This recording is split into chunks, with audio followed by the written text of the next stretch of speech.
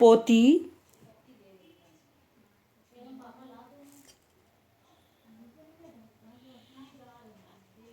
गुलमोहर और देवदार से भरे लॉन में जनरल ने अपने अधीनस्थ सैनिक अफसरों की एक जरूरी बैठक बुलाई थी। अधीनस्थ सैनिक, उसके नीचे जो सैनिक थे, उसके करीबी जो सैनिक थे। पीछे रखे टेबल पर टिके हुए अपनी बाईं हथेली पर बैटन की चोट करते हुए बोलते समय उनकी काली मूंछों पर जमी ओस की नन्ही नन्ही बूंदें हीरे के चूर्ण जैसी चमक रही थीं। बैटन कहते हैं जो पुलिस वालों के या मिलिट्री के लोगों के हाथ में एक छोटा सा डंडा होता है, उसे बैटन कहते हैं।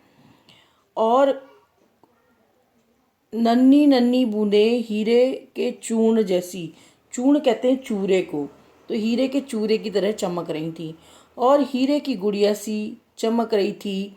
उनके पीछे चुपचाप टेबल पर चढ़कर पलथी मारकर बैठी उनकी पोती। उसने पहन रखी थी रुपहले जॉर्जेट की फ्रॉक, सिर पर बांध रखा था नारंगी रंग का रिबन। उसने सहसा जनरल के हाव भाव का अनुकरण करना शुरू कर दिया। अनुकरण जैसा कि जनरल कर रहे थे वैसा खुद कर रही थी, उनकी नकल करना शुरू कर दिया।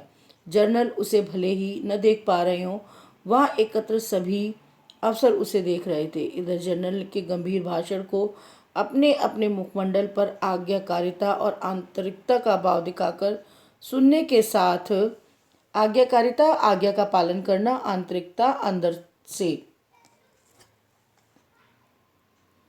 उधर पोती की शरारत के कारण पेट में जिद्दी हंसी के आलोड़न को दबाए रखने की आवश्यकता इस विषम परिस्थिति में पड़े अफसर अजीब से दिखाई दे रहे थे कि ऊपर से तो उन्हें अनुशासन दिखाना था और अंदर से उनको बहुत हंसी आ रही थी, क्योंकि पीछे जो लड़की बैठी थी, छोटी सी बच्ची, वो थोड़ी शरारतें कर रही थी, किंतु उसके अदृष्ट में शुभ था। जनरल ने एक मध्यम श्रेणी का मजाक की बात कही, उसका लाभ उठाकर सभी अधिकारी हंसी के आग्नेयगिरी की तरह फूट पड़े। आग्नेयगिरी ज्वालामुखी, आग्नेय कहते हैं आग, गिरी कहते हैं पर्वत, आग के पर्वत या ज्वालामुखी की तरह फूट पड़े। एक घटिया मजाक को इस कदर असरदार होते देख जनरल अपने अफसरों की सदिच्छा और नेतृत्व को लेकर निश्चिंत हो गए। अफसरों की हंसी थमने के बाद भी खिलखिलाकर हंस पड़ी थी पोती। अरे गुड्डी, तू कब आई? जनरल ने पलट कर देखते हुए कहा। तू कब आ गई? पोती तुतलाकर कहते हुए चढ़ाने लगी। वो अपने दादा की जो थी बात की नकल कर रही थी। ओहो, जनरल ने भौहें सुकोड़ी और मूछों पर ओस की बूंदें पोंछते हुए एकत्र अफसरों से कहा, इकट्ठे, आप लोग जरा इंतजार कीजिए, जरूरी बुलावा आया है, शायद आप लोगों को सुनाने लायक कोई महत्वपूर्ण समाचार या निर्णय लेकर लौटूं। उन्होंने बैटन बगल में दबाया और अबाउट टर्न किया। दादाजी, मैं भी चलूंगी, गुड्डी ने अपने दोनों नन्हे हाथ आगे बढ़ाते हुए कहा। अरे तू कहाँ जाएगी? तू कहाँ जाएगी? गुड्डी जनरल के सवाल को दोहराते हुए टेबल पर लेफ्ट राइट करने लगी। जनरल उसे अपने करीब खींचते हुए चूमा, कहा, छी, तू और मैं दोनों चले गए तो अतिथि क्या सोचेंगे? मेरे प्रतिनिधि के रूप में तू इनके पास रहेगी, प्रतिनिधि मेरे स्थान पर। इन्हें खुश रखेगी, वरना ये लोग क्या कहेंगे? मैं तेरे लिए टॉफ़ी लेकर आऊँगा। जनरल चले गए। गुड्डी की कमल कली सा चेहरा धीरे धीरे फूलने लगा, यानी वो गुस्सा होने लगी। जनरल की कार फाटक के उस पार फुर्र से चली जाने के बाद उसे दुगनी रफ्तार से लेफ्ट राइट की, फिर आंखें बंद करके चिल्ला उठी, मैं भी दादाजी के साथ जाऊंगी। उसके बाद मैं रोने ही वाली थी। अरे बेटी, रो मत, हाथी देखेगी हाथी? मेजर जनरल जोसेफ ने पूछा। गुड्डी ने सिर हिलाकर हामी भरी। ये देख हाथी, जोसेफ ने अपने मोटे सहकर्मी अरोड़ा को गुड्डी का सामने लाकर खड़ा कर दिया। आ बेटी, अच्छा बाघ कैसे दहाड़ता है? कहते हुए हबीबुल्ला और वे आगे बढ़कर हाउ हाउ करने लगे।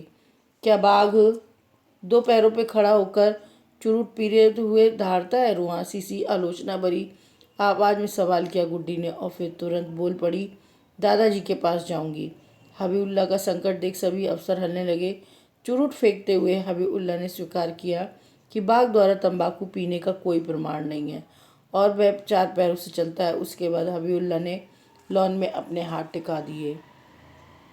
ये देख बेटी, बाघ को इस तरह मारा जाता है, रहीम ने कहा, घुटने टिकाकर बैठते हुए बैटन की बंदूक को पकड़कर गुरुम गुरुम की आवाज़ की। हबीबुल्लाह ने चितपटांग होने का अभिनय किया। अफसरों ने तालियां बजाईं, लेकिन एक लंबी सांस खींचते हुए गुड्डी ने सवाल किया, यदि उसी वक्त भालू आ जाए तो फिर शिकारी से उसी तरह लड़ाई होगी। कहते हुए जसवीर सिंह रहीम के ऊपर झपट पड़े और फिर हंसी का ठहाका फूटा पूरे लॉन में। फिर भी गुड्डी के चेहरे पे आनंद की कोई विशेष लहर दिखाई नहीं दी। हालांकि जनरल के लौटने तक पोती को संभालने की जिम्मेदारी सभी अफसर एक मत थे, इसलिए वे ऊंट बने, गोरिल्ला बने, ना जाने क्या क्या बने। गुड्डी पल भर को खुश होती, फिर तुरंत रोने लगती। वे आ गए जनरल। दादाजी, तुमने इतनी देर लगा दी। गुड्डी का चेहरा अचानक स्वाभाविक लगने लगा। दादाजी के सीने पर सिर रखकर धीमी आवाज में बोली, मेरे सिर इतनी बड़ी जिम्मेदारी सौंप गए, अपने इन बच्चों को खुश रखने के लिए मुझे कितनी देर तक झूठ मूठ रोना पड़ा, इसके सामने तुम्हें क्या मालूम। लाओ 2 टॉफी।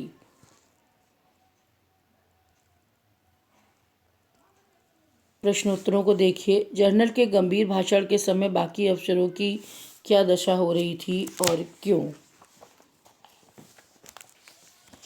पेज नंबर 45 पर पोती की शरारत के कारण पेट में जिद्दी हंसी के आलोडन को दबाए रखने की आवश्यकता विषम स्थिति में पड़े अफसर अजीब से दिखाई दे रहे थे। Page number 46 first and second line. General को अपनी पोती की उपस्थिति का पता कैसे चला।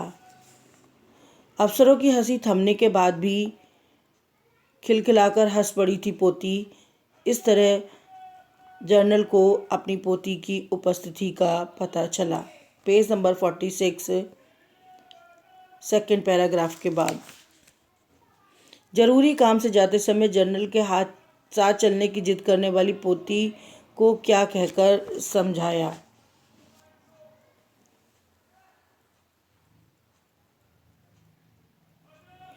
पेज नंबर 46 जनरल ने उसे अपने करीब खींचते हुए चूमा। कहा, छी, तू और मैं दोनों चले गए तो अतिथि क्या सोचेंगे।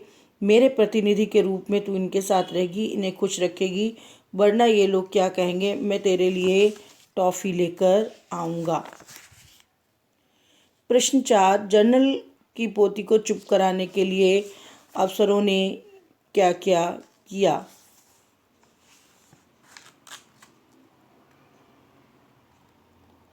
अब जनरल की पोती को चुप कराने के लिए अफसरों ने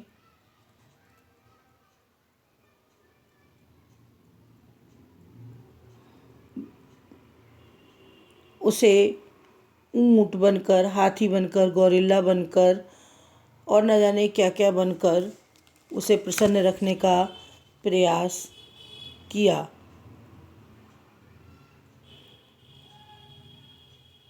दादाजी के आते ही गुड्डी अचानक चुप हो गई। क्यों। दादाजी के आते ही गुड्डी का चेहरा स्वाभाविक लगने लगा। Page number 47 last paragraph.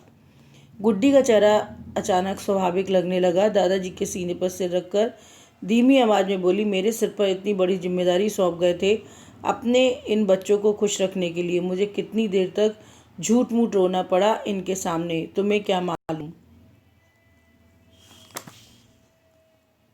Please like and subscribe my channel.